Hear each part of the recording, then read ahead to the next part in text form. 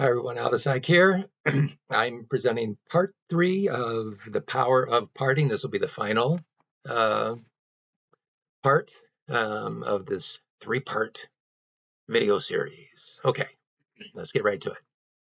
Now, if you're dealing with a constantly toxic parent or other individual, and if the contact is always triggering, maybe a complete separation is in order.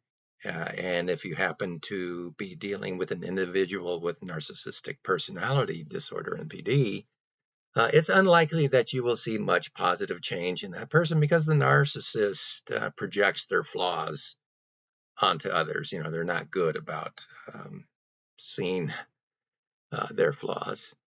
So maybe remembering all the toxic situations that you dealt with can help reinforce the idea of complete estrangement, provided there's, that possibility.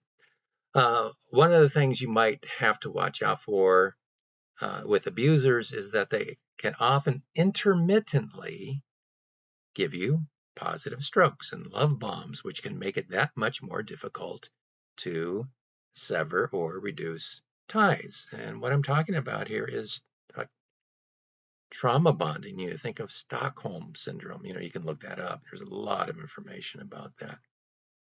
Now, a very interesting point in the book.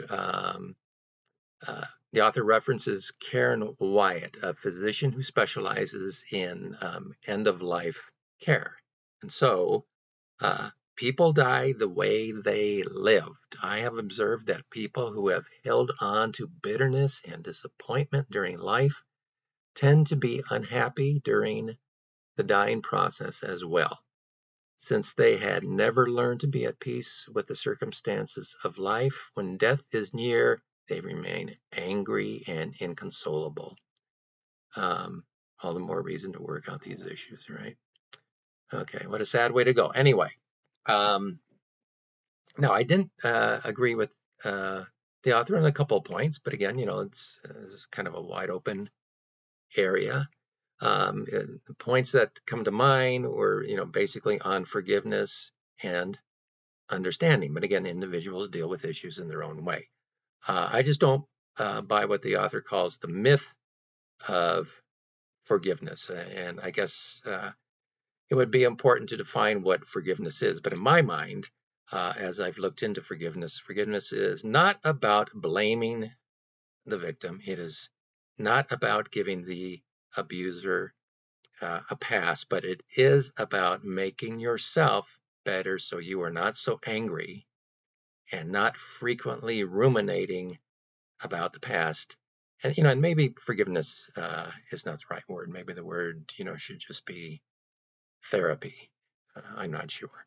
But what I do in terms of this forgiveness therapy, I like to couple relaxing with envisioning traumatic events to make the event unimportant in my mind, or at least, less important.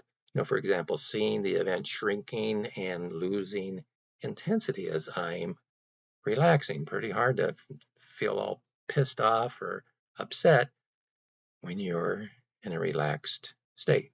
So again, maybe therapy is the word I would use. And still, there is a lot of research about forgiveness providing benefits to the victim. So I wouldn't just write it off. The other is understanding the abuser. And the author sees this as excusing the behavior.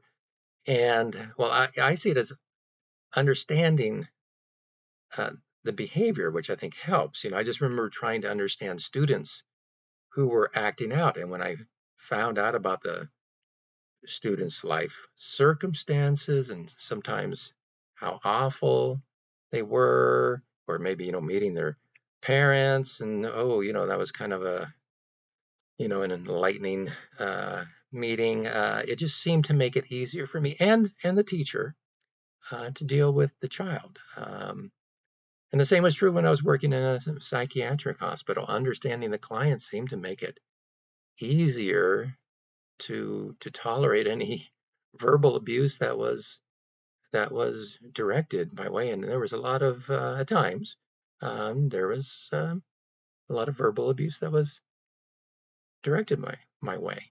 But it was just so much easier to tolerate, having known the history and what that individual had gone through. So not excusing it, but understanding it, I think, at least for me, has really helped. And okay, and that is it. That's the end. I hope you found this useful. Thanks.